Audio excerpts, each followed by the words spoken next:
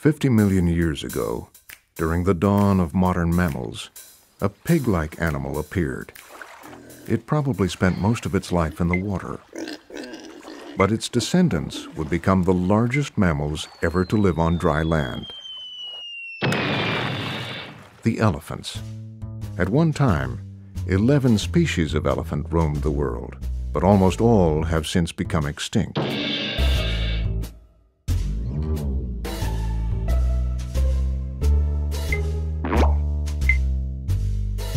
The last to suffer this fate was the awesome woolly mammoth about 10,000 years ago.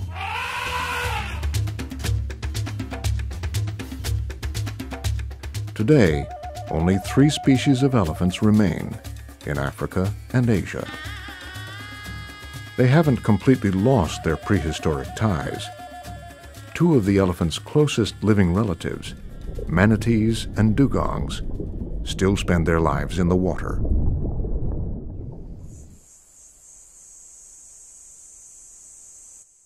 Elephants in Africa live south of the Sahara Desert.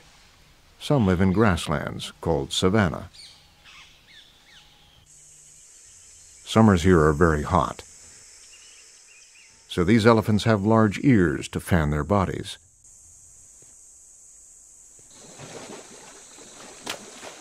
And their wrinkly skin helps too. After a shower or bath, moisture gets trapped in all the nooks and crannies of their skin and helps keep them cool. Other elephants live in the tropical forests of Central and Western Africa. These elephants have a smaller body and tusks than the savanna elephants. Their elephant cousins in Asia are also smaller in size. Their bodies are suited to the moist Asian rainforest, where cooling off is easier. His floppy ears aren't nearly as big as an African elephant's, and his gray skin is less wrinkled.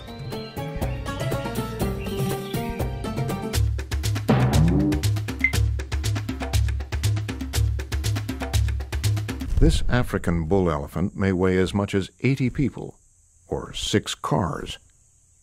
His heart alone can weigh as much as a young child. He's also got really big feet, up to 1.5 meters, about 5 feet around. And his brain is larger than all other land animals, a bit larger even than ours. But big is just the beginning. That trunk has literally thousands of muscles, but there are no bones, so it can move in any direction. It is so sensitive, it can pick up a single blade of grass. And yet so strong, it can carry a tree trunk. They don't actually drink with their trunk. They use it like a hose to pour water into their mouths. A big elephant like this one could suck up about 3 gallons. That's 10 liters at a time. That trunk is really just an extension of his upper lip and nose, which has evolved over many thousands of years.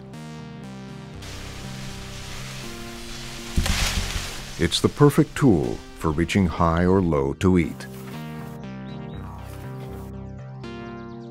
for scratching an itch,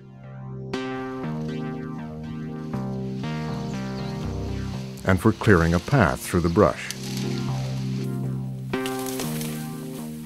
Elephants are great communicators. They talk to each other with a large repertoire of growls, grunts, snorts, and roars.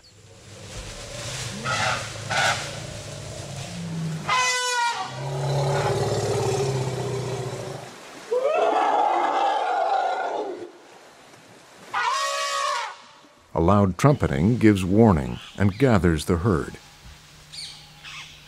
Most elephant communication is so low we can't even hear it. But his low-frequency rumbles can be heard by other elephants far away.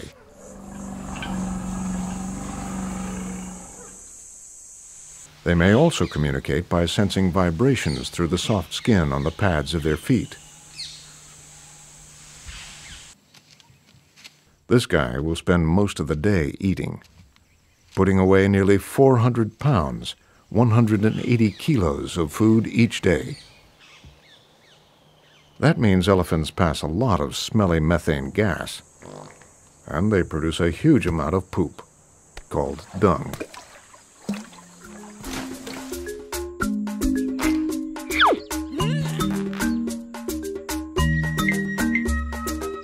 It's not so nice to look at, but this elephant poop is very important. It is full of seeds from the plants and leaves that the elephant has eaten. When a dung beetle rolls it around, or carries it below ground, it helps replant new grasses and trees. In fact, some seeds won't even germinate if they don't pass through the elephant's digestive tract. In some areas, without elephants, a third of all big tree species would completely die out. Elephants contribute to the survival of plants and other animals in many other ways. Her journey through the high grass provides food for birds by disturbing small reptiles, amphibians, and insects. The depressions left by her footprints can trap rainfall, giving smaller animals a place to drink. Elephants are so important to the biodiversity where they live that they are considered a keystone species. Like the center stone, or keystone, that holds up an arch, elephants play a critical role in supporting their ecosystem. These huge animals are also very important to people. In Asia, elephants have had a special role in society and culture for thousands of years. They provide transportation and help with heavy lifting. Elephants even went to war. They were like tanks in ancient battles. There is an elephant god called Ganesha in the Hindu religion. He is the lord of success, the god of education, knowledge, wealth, and wisdom. Elephants are in fact very intelligent and self-aware, right up there with dolphins, apes, and humans. They are one of only a few animals, including ourselves, who can recognize their own reflection in a mirror. You have probably heard about the elephant's amazing memory, but did you know that they are also one of the most emotional and social of all animals? They play with each other like kids, roughhousing and fooling around, tussling with their trunks.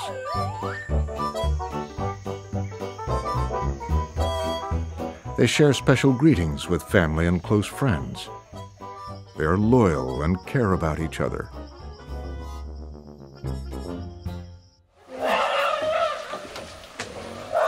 Working together, these adult elephants rush over to help a young calf.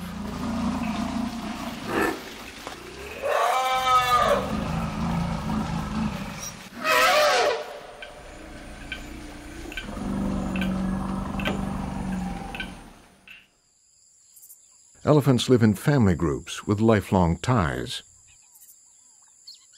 Herds usually include just adult females and their calves. When male elephants grow up, they leave the herd to live a mostly solitary life. The oldest and largest female elephant is called the matriarch. This wise old grandma is in charge of the herd. Everywhere she goes, the others will follow. She decides when and where the herd will eat, drink, and rest. With many years of memory and experience, she knows where to find food and water during drought, and other things that are vital to the well-being of the herd.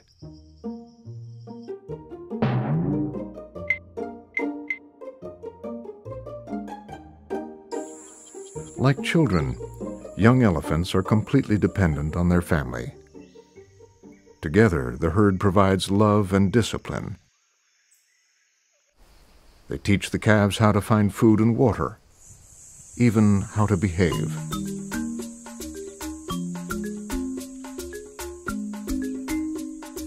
That strong bond starts from the very beginning. A mother elephant is pregnant for almost 2 whole years before she gives birth. This baby may look small next to its mother, but already it weighs more than 250 pounds, 110 kilos. A baby elephant needs to touch or be touched by its mother or another close relative every few seconds for reassurance.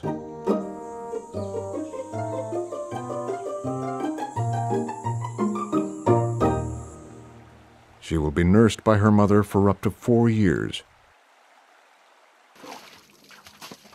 At first, calves don't really know what to do with their trunk. They swing it to and fro, round and around, with little control. Sometimes they may even step on it.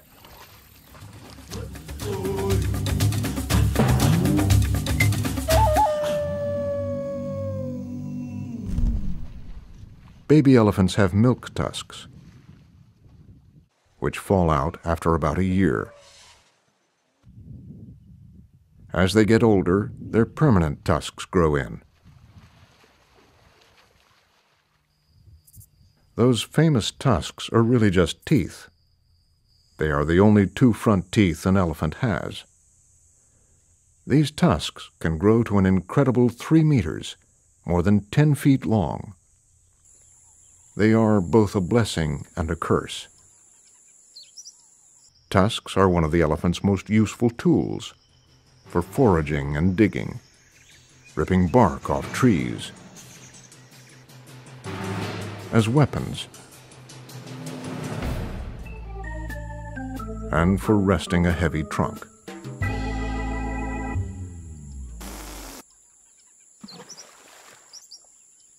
Just like right or left-handed humans, elephants prefer using one tusk more than the other. But these awesome tusks are a curse, too, because they put elephants at risk from hunters.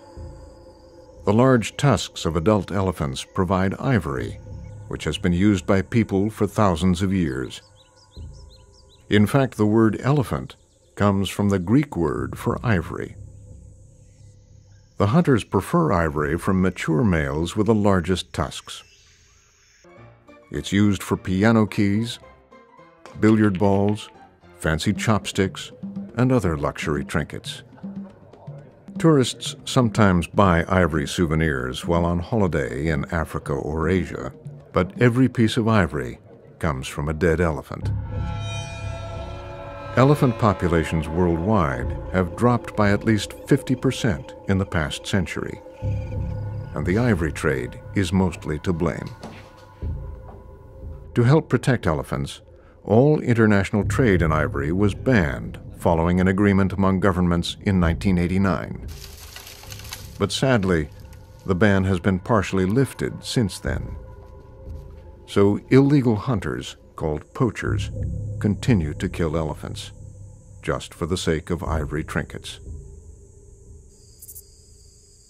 Elephants are also at risk because logging, farming, and other human activities are squeezing them into smaller and smaller areas.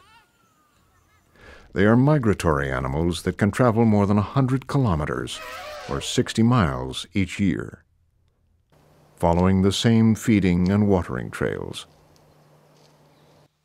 When these roaming routes are divided by roads and railways, or blocked by houses, elephant herds have trouble finding food and water. Hungry elephants may wander into farms and villages in search of food. People get angry when elephants eat the crops they need to feed their families. They do whatever it takes to make the elephants leave. They may injure or kill them, and people can get hurt too. Sometimes the best way to help prevent conflict is to keep people and elephants farther apart. In Malawi, Africa, IFAW rescue teams moved a herd of endangered elephants out of harm's way. Many had been injured by local villagers protecting their families and crops. The elephants were sedated so they could sleep comfortably through the long journey, 150 miles, more than 300 kilometers, by truck and even by air. They woke up together in their new home, safe, healthy, and hungry in a free-roaming reserve.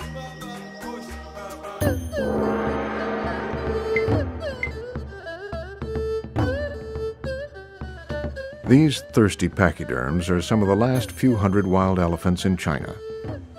They live in the tropical rainforests of Yunnan province, where sharing space with local communities has become an increasing challenge. With so few elephants left in China, it's very important to find ways for them to live in peace with their human neighbors. IFAW is helping the local people here develop new ways of making a living that don't destroy the elephant's forest home, and to avert conflict and injury by alerting people and traffic when a herd is near a village or crossing a road.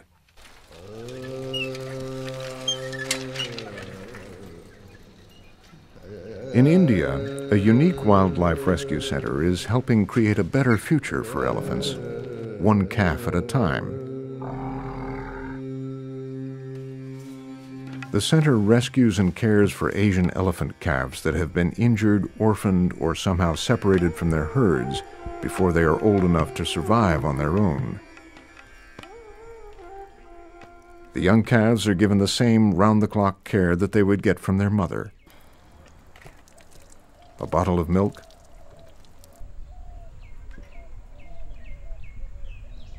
then tucked in for the night.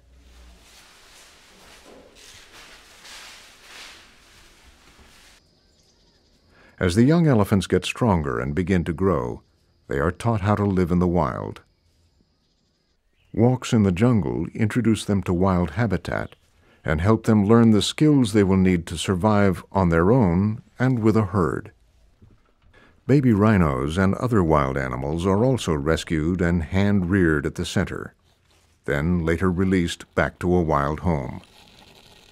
Once they are ready, usually when they are about a year or two old, the elephant calves are moved to Manas National Park in the foothills of the Himalayan mountains. IFAW is helping India protect this vast reserve from development and to secure it from poaching. A radio collar helps IFAW keep track of the orphans as they grow up in the forest. More than a dozen endangered Asian elephants have been released in Manas over the past few years and given a second chance at life in the wild. Conservation groups like IFAW are also helping to protect large roaming habitat for elephants in Africa, like Tsavo National Park, home to the largest population of elephants in Kenya, and to a huge variety of African wildlife.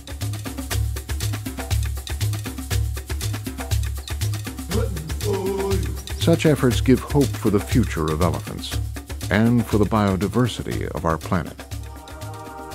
They say elephants never forget.